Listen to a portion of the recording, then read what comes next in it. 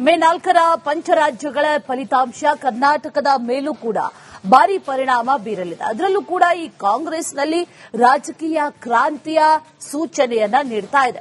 ದೆಹಲಿಯಲ್ಲಿ DCM DK Shivakumar secret ಸಭೆಗಳನ್ನ ಮಾಡ್ತಾ ಇದ್ರೆ, ಇತ್ತ ಸಿಎಂ ಬಡ ಅಹಿಂದ ಶಕ್ತಿ ಪ್ರದರ್ಶನಕ್ಕೆ ಮುಂದಾಗಿದೆ. ಎರಡೂ ಜಗಜಟ್ಟಿಗಳ ಕಾಳಗದಲ್ಲಿ ಯಾರು ಗೆಲ್ತಾರೆ ಅನ್ನೋ ಕುತೂಹಲ ಕೆರಳಿಸಿದೆ. ಡೆಲ್ಲಿಲಿ ಗಾಳಿಗಿಳಿ ಕುಡಿಯಕ್ಕೆ ಬಂದಿಲ್ಲ. ಯಾರಿಗಾರು ನೀರು ಕುಡ್ತಕ್ಕೆ ಬಂದಿದ್ದೀರಪ್ಪ?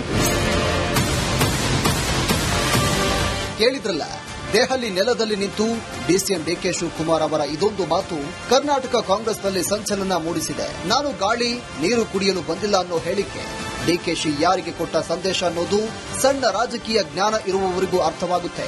ಆದರೆ ಅಸಲಿ ವಿಚಾರ ಇರೋದು ಇದಲ್ಲ. ಮೇ ತಿಂಗಳಲ್ಲಿ ಕಾಂಗ್ರೆಸ್ನಲ್ಲಿ ನಡೆಯುತ್ತೆ ಎನ್ನಲಾಗ್ತಾ ಇರೋ ರಾಜಕೀಯ ಕ್ರಾಂತಿಯದ್ದು. ರಾಜ್ಯ ಕಾಂಗ್ರೆಸ್ನಲ್ಲಿ ಮೇ ಕ್ರಾಂತಿ ಫಿಕ್ಸ. ಸಂಪುಟ ವಿಸ್ತರಣೆಯೋ ಹೊಸ ಸಾರಥಿಯೋ? ಮೇ 20, 2026 ಕರ್ನಾಟಕದಲ್ಲಿ ಸಿದ್ದರಾಮಯ್ಯ ನೇತೃತ್ವದ ಕಾಂಗ್ರೆಸ್ ಸರ್ಕಾರ ಅಧಿಕಾರಕ್ಕೆ ಬಂದು ಬರೋಬ್ಬರಿ 3 ವರ್ಷ ಪೂರ್ಣಗೊಳ್ಳಲಿದೆ. ಸಿದ್ದರಾಮಯ್ಯ ಡಿಕೆಶಿ ನಡುವೆ ಒಳ ಒಪ್ಪಂದವಾಗಿದೆ. 2.5 ವರ್ಷದ ಬಳಿಕ ಸಿದ್ದರಾಮಯ್ಯ ಅಧಿಕಾರ ಬಿಡ್ತಾರೆ ಅನ್ನೋ ಚರ್ಚೆಯ ನಡುವೆಯೇ 2.5 ವರ್ಷದ ಡೆಡ್ಲೈನ್ ಮುಗಿದು 6 ತಿಂಗಳು ಕಳೆದು ಹೋಗಿದೆ. ಸಿಎಂ ಸಿದ್ದರಾಮಯ್ಯ ದೆಹಲಿ ನಾಯಕರು ಹೇಳಿದ್ರೆ ಅಧಿಕಾರ ಬಿಡಲು ಸಿದ್ಧ ಅನ್ನೋ ಸಿಂಗಲ್ ಲೈನ್ ಅಜೆಂಡಾ ಹಿಡಿದು ಪಟ್ಟಕ್ಕಾಗಿ ಪಟ್ಟದ ಮೇಲೆ ಕುಳಿತಿದ್ದಾರೆ. ಡಿಸಿಎಂ ಡಿಕೆಶಿ ಪದೇ ಪದೇ ದೆಹಲಿ, ಬೆಂಗಳೂರಿಗೆ ಅಲೆದು ಸುಸ್ತಾಗ್ತಾ ಇದ್ದಾರೆ. ಈ ಬಾರಿ ದೆಹಲಿ ಯಾತ್ರೆ ಮಾಡಿರೋ ಡಿಕೆಶಿ ಈ ಸಲ ಕಪ್ ನನ್ನದೇ ಅನ್ನೋ ಮೂಡ್ನಲ್ಲಿದ್ದಾರೆ. ಪಕ್ಷದ್ದು ಖಂಡಿತ ನಾನೇನು ಇಲ್ಲ ಅಂತ ನಾ ಹೇಳಕ್ಕಾಗಲ್ಲ. ನೀವು ಸುಮ್ಮನೆ ಇರಲ್ವಲ್ಲ, ಎಲ್ಲ ನನ್ನ ಹುಡುಕಾಕ್ಬಿಟ್ಟಿರ್ತೀರ. ಸೊ ಖಂಡಿತ ಭೇಟಿ ಮಾಡಿದ್ದೀನಿ ಆಗಲೇ. ಮಾಡಿದ್ರಾ? ಈಗೆಲ್ಲ ನಾನು ಅದೆಲ್ಲ ಹೇಳಬಾರ್ದು, ಯಾರು ಭೇಟಿ ಮಾಡಿರ್ತೀನಿ, ಯಾರು ಬಿಟ್ಟಿರ್ತೀನಿ ಅಂತ. ಲೋಧಿ ರೋಡ, ಅಕ್ಬರ್ ರೋಡ ಎಲ್ಲೂ ಇಲ್ಲ. ಎಲ್ಲ ಒಟ್ಟೊಳಗೆ ಹೋಗ್ಬೇಕು. ನಾವು ನಮ್ಮ ಕೆಲಸ ನಾವು ಮಾಡ್ತಾ ಇರ್ತೀವಿ ಅಷ್ಟೇ. ಅದನ್ನ ನಾನು ಡಿಸ್ಕ್ಲೋಸ್ ಮಾಡ್ತೀನಿ. ಮೇ 4ಕ್ಕೆ ಉಪಚುನಾವಣೆ ಫಲಿತಾಂಶ ಬರುತ್ತೆ. 2 ಕ್ಷೇತ್ರದಲ್ಲಿ ನಾವು ಗೆದ್ದು ವಿಜಯೋತ್ಸವ ಮಾಡ್ತೇವೆ ಅಂತ ಎಂಎಲ್ಸಿ ಸಲೀಂ ಅಹಮದ್ ಹೇಳಿದ್ದಾರೆ. ಮೇ 20ರ ಒಳಗೆ ಸಂಪುಟ ಪುನಾರಚನೆ ವಿಶ್ವಾಸದಲ್ಲಿದ್ದಾರೆ. ಮೇ 4ನೇ ತಾರೀಕು ಕೌಂಟಿಂಗ್ ಆಗುತ್ತೆ. 2 ಕ್ಷೇತ್ರದಲ್ಲಿ ನಾವು ಗೆಲ್ತೀವಿ, ಗೆದ್ದು ವಿಜಯೋತ್ಸವ ಮಾಡ್ತೀವಿ. 2ನೇದಾಗಿ ಮುಖ್ಯಮಂತ್ರಿಗಳು ಯಾವಾಗಲೂ ಎಲ್ಲರೂ ಆತ್ರೆ, ಅವ್ರಿಗೆ ಎಲ್ಲ ಮಂತ್ರಿಮಂಡಲ ಸದಸ್ಯರೆಲ್ಲ ಆತ್ರೆ.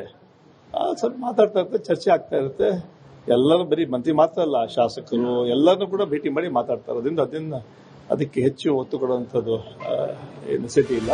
ಮಾಜಿ ಸಚಿವ ರಾಜಣ್ಣ ಮೇನಲ್ಲಿ ರಾಜಕೀಯ ಶುದ್ದೀಕರಣಕ್ಕಾಗಿ ಕ್ರಾಂತಿಯಾಗುತ್ತೆ ಅನ್ನೋ ಭವಿಷ್ಯ ನುಡಿದಿದ್ರು.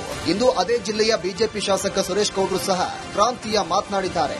ಡಿಕೆ ಶಿವಕುಮಾರ್ ಅವರ ಹೇಳಿಕೆ, ಸಿದ್ದರಾಮಯ್ಯನವರ ನಡೆ ನೋಡಿದ್ರೆ ಮೇ 5ನೇ ತಾರೀಕು ಆದ್ಮೇಲೆ 5 ರಾಜ್ಯಗಳ ಚುನಾವಣೆಯ ರಿಸಲ್ಟ್ ಬಂದ ಮೇಲೆ ತಮಿಳುನಾಡು, ಕೇರಳ, ಪಾಂಡಿಚೇರಿ, ಅಸ್ಸಾಂ ಮತ್ತೆ ವೆಸ್ಟ್ ಬೆಂಗಾಲ್ ಈ ರಿಸಲ್ಟ್ ಬಂದ ಮೇಲೆ ಮೇಲ್ನೋಟಕ್ಕೆ ಅನ್ಸದೆ ಕರ್ನಾಟಕದಲ್ಲಿ ಕಾಂಗ್ರೆಸ್ ಸರ್ಕಾರ ಕ್ರಾಂತಿಗೆ ಒಳಗಾಗುತ್ತೆ ಅನ್ನೋದು ಮೇಲ್ನೋಟಕ್ಕೆ ಕಾಣಿಸ್ತಾ ಇದೆ. ಡಿಕೆ ಶಿವಕುಮಾರ್ ಅವರು ನಿನ್ನೆ ಹೇಳಿಕೆ, ಕೈ ಮನೆಯೊಳಗೆ ತಂತ್ರ, ಪ್ರತಿತಂತ್ರದ ಆಟ. ಅಹಿಂದ ಶಕ್ತಿ ಪ್ರದರ್ಶನಕ್ಕೆ ಸಿಗುತ್ತಾ ಸಮ್ಮತಿ. ಒಂದು ಕಡೆ ಸಿಎಂ ಗಾದಿಗೇರಲು ಡಿಕೆ ಶಿವಕುಮಾರ್ ಕಸರತ್ತು ನಡೆಸ್ತಾ ಇದ್ದಾರೆ. ಮತ್ತೊಂದು ಕಡೆ 40ಕ್ಕೂ ಹೆಚ್ಚು ಶಾಸಕರು ಮಂತ್ರಿ ಮಂಡಲ ಸೇರಲು ಹೈಕಮಾಂಡ್ ಮುಂದೆ ಪರೇಡ್ ಮಾಡ್ತಾ ಇದ್ದಾರೆ. ಈಗ ಸಿದ್ದರಾಮಯ್ಯನವರ ಆಪ್ತ ಬಣ ಮತ್ತೊಂದು ಮಾಸ್ಟರ್ ಪ್ಲಾನ್ ಮಾಡ್ತಾ ಇದೆ. ಸಿದ್ದರಾಮಯ್ಯನವರ ಕುರ್ಚಿ ಶೇಕ್ ಆದಾಗಲೆಲ್ಲ ಅಖಾಡ ಪ್ರವೇಶ ಮಾಡೋ ಅಹಿಂದ ಇದೀಗ ಮತ್ತೆ ಮುನ್ನೆಲೆಗೆ ಬಂದಿದೆ.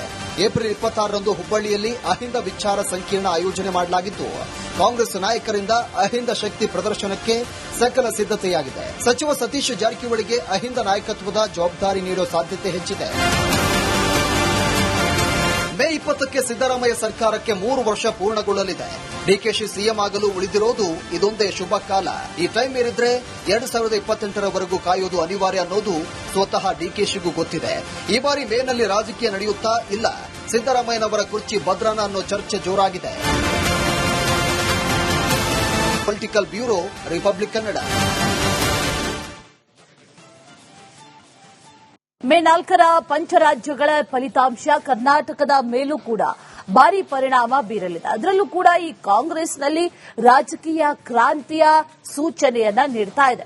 ದೆಹಲಿಯಲ್ಲಿ ಡಿಸಿಎಂ ಡಿಕೆ ಶಿವಕುಮಾರ್ ಸೀಕ್ರೆಟ್ ಸಭೆಗಳನ್ನ ಮಾಡ್ತಾ ಇದ್ರೆ ಇತ್ತ ಸಿಎಂ ಬಡ ಅಹಿಂದ ಶಕ್ತಿ ಪ್ರದರ್ಶನಕ್ಕೆ ಮುಂದಾಗಿದೆ. ಎರಡೂ ಜಗಜಟ್ಟಿಗಳ ಕಾಳಗದಲ್ಲಿ ಯಾರು ಗೆಲ್ತಾರೆ ಅನ್ನೋ ಕುತೂಹಲ ಕೆರಳಿಸಿದೆ. ಡೆಲ್ಲಿಲಿ ಗಾಳಿಗಿಳಿ ಕುಡಿಯಕ್ಕೆ ಬಂದಿರ ಯಾರಿಗಾರು ನೀರು ಕುಡ್ಸಕ್ ಬಂದಿದ್ದೀರಪ್ಪ?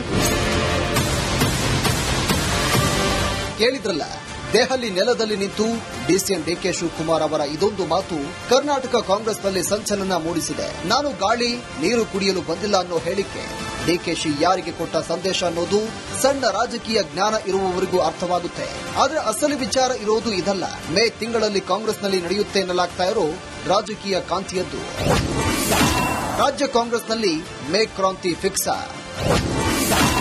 ಸಂಪುಟ ವಿಸ್ತರಣೆಯೋ ಹೊಸ ಸಾರಥಿಯೋ?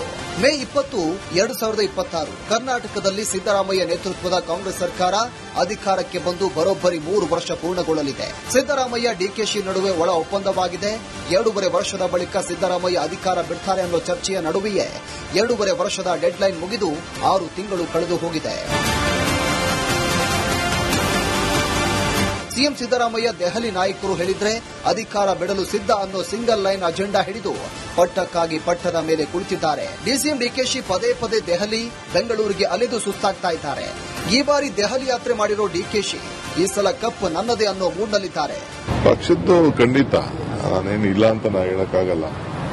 ನೀವು ಸುಮ್ಮನೆ ಇರಲ್ವಲ್ಲ, ಎಲ್ಲ ನನ್ನ ಹುಡುಕಾಕ್ಬಿಟ್ಟಿರ್ತೀರ. ಸೊ ಖಂಡಿತ ಭೇಟಿ ಮಾಡಿದ್ದೀನಿ ಆಗಲೇ.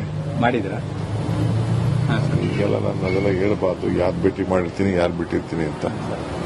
ಲೋಧಿ ರೋಡ, ಅಕ್ಬರ್ ರೋಡ ಎಲ್ಲೂ ಇಲ್ಲ, ಎಲ್ಲ ಒಟ್ಟೊಳಗೆ ಹೋಗ್ಬೇಕು. ನಾವು ನಮ್ಮ ಕೆಲಸ ನಾವು ಮಾಡ್ತಾ ಇರ್ತೀವಿ ಅಷ್ಟೇ.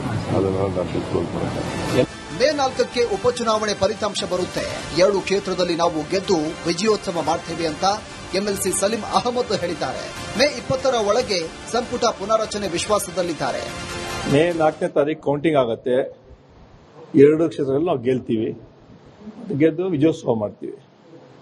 2ನೇದಾಗಿ ಮುಖ್ಯಮಂತ್ರಿಗಳು ಯಾವಾಗಲೂ ಎಲ್ಲರೂ ಆಪ್ತರೆ, ಅವ್ರಿಗೆ ಎಲ್ಲ ಮಂತ್ರಿಮಂಡಲ ಸದಸ್ಯರೆಲ್ಲ ಆಪ್ತರೆ. ಸ್ವಲ್ಪ ಮಾತಾಡ್ತಾ ಇರ್ತಾರೆ, ಚರ್ಚೆ ಆಗ್ತಾ ಇರುತ್ತೆ. ಎಲ್ಲರೂ ಬರೀ ಮಂತ್ರಿ ಮಾತ್ರ ಅಲ್ಲ, ಶಾಸಕರು ಎಲ್ಲರನ್ನೂ ಕೂಡ ಭೇಟಿ ಮಾಡಿ ಮಾತಾಡ್ತಾರೆ. ಅದರಿಂದ ಅದಕ್ಕೆ ಹೆಚ್ಚು ಒತ್ತು ಕೊಡುವಂಥದ್ದು ನೆಸೆಸಿಟಿ ಇಲ್ಲ. ಮಾಜಿ ಸಚಿವ ರಾಜಣ್ಣ ಮೇನಲ್ಲಿ ರಾಜಕೀಯ ಶುದ್ದೀಕರಣಕ್ಕಾಗಿ ಕ್ರಾಂತಿಯಾಗುತ್ತೆ ಅನ್ನೋ ಭವಿಷ್ಯ ನುಡಿದ್ರು. ಇಂದು ಅದೇ ಜಿಲ್ಲೆಯ ಬಿಜೆಪಿ ಶಾಸಕ ಸುರೇಶ್ ಗೌಡ್ರು ಸಹ ಕ್ರಾಂತಿಯ ಮಾತನಾಡಿದ್ದಾರೆ. ಡಿಕೆ ಶಿವಕುಮಾರ್ ಅವರ ಹೇಳಿಕೆ, ಸಿದ್ದರಾಮಯ್ಯನವರ ನಡೆ ನೋಡಿದ್ರೆ ಮೇ 5ನೇ ತಾರೀಕು ಆದ್ಮೇಲೆ 5 ರಾಜ್ಯಗಳ ಚುನಾವಣೆಯ ರಿಸಲ್ಟ್ ಬಂದ ಮೇಲೆ ತಮಿಳುನಾಡು, ಕೇರಳ, ಪಾಂಡಿಚೇರಿ, ಅಸ್ಸಾಂ ಮತ್ತೆ ವೆಸ್ಟ್ ಬೆಂಗಾಲ್ ಈ ರಿಸಲ್ಟ್ ಬಂದ ಮೇಲೆ ಮೇಲ್ನೋಟಕ್ಕೆ ಅನ್ಸದೆ ಕರ್ನಾಟಕದಲ್ಲಿ ಕಾಂಗ್ರೆಸ್ ಸರ್ಕಾರ ಕ್ರಾಂತಿಗೆ ಒಳಗಾಗುತ್ತೆ ಅನ್ನೋದು ಮೇಲ್ನೋಟಕ್ಕೆ ಕಾಣಿಸ್ತಾ ಇದೆ. ಡಿಕೆ ಶಿವಕುಮಾರ್ ಅವರು ನಿನ್ನೆ ಹೇಳಿಕೆ, ಕೈ ಮನೆಯೊಳಗೆ ತಂತ್ರ, ಪ್ರತಿತಂತ್ರದ ಆಟ. ಅಹಿಂದ ಶಕ್ತಿ ಪ್ರದರ್ಶನಕ್ಕೆ ಸಿಗುತ್ತಾ ಸಮ್ಮತಿ. ಒಂದು ಕಡೆ ಸಿಎಂ ಗಾದಿಗೇರಲು ಡಿಕೆ ಶಿವಕುಮಾರ್ ಕಸರತ್ತು ನಡೆಸ್ತಾ ಇದ್ದಾರೆ. ಮತ್ತೊಂದು ಕಡೆ 40ಕ್ಕೂ ಹೆಚ್ಚು ಶಾಸಕರು ಮಂತ್ರಿ ಮಂಡಲ ಸೇರಲು ಹೈಕಮಾಂಡ್ ಮುಂದೆ ಪರೇಡ್ ಮಾಡ್ತಾ ಇದ್ದಾರೆ. ಈಗ ಸಿದ್ದರಾಮಯ್ಯನವರ ಆಪ್ತ ಬಣ ಮತ್ತೊಂದು ಮಾಸ್ಟರ್ ಪ್ಲಾನ್ ಮಾಡ್ತಾ ಇದೆ. ಸಿದ್ದರಾಮಯ್ಯನವರ ಕುರ್ಚಿ ಶೇಕ್ ಆದಾಗಲೆಲ್ಲ ಅಖಾಡ ಪ್ರವೇಶ ಮಾಡೋ ಅಹಿಂದ ಇದೀಗ ಮತ್ತೆ ಮುನ್ನೆಲೆಗೆ ಬಂದಿದೆ. ಏಪ್ರಿಲ್ 26ರಂದು ಹುಬ್ಬಳ್ಳಿಯಲ್ಲಿ ಅಹಿಂದ ವಿಚಾರ ಸಂಕಿರಣ ಆಯೋಜನೆ ಮಾಡಲಾಗಿದ್ದು, ಕಾಂಗ್ರೆಸ್ ನಾಯಕರಿಂದ ಅಹಿಂದ ಶಕ್ತಿ ಪ್ರದರ್ಶನಕ್ಕೆ ಸಕಲ ಸಿದ್ಧತೆಯಾಗಿದೆ. ಸಚಿವ ಸತೀಶ್ ಜಾರಕಿಹೊಳಿಗೆ ಅಹಿಂದ ನಾಯಕತ್ವದ ಜವಾಬ್ದಾರಿ ನೀಡೋ ಸಾಧ್ಯತೆ ಹೆಚ್ಚಿದೆ.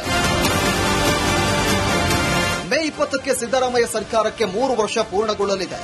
ಡಿಕೆಶಿ ಸಿಎಂ ಆಗಲು ಉಳಿದಿರೋದು ಇದೊಂದೇ ಶುಭ ಕಾಲ. ಈ ಟೈಮ್ ಮೀರಿದ್ರೆ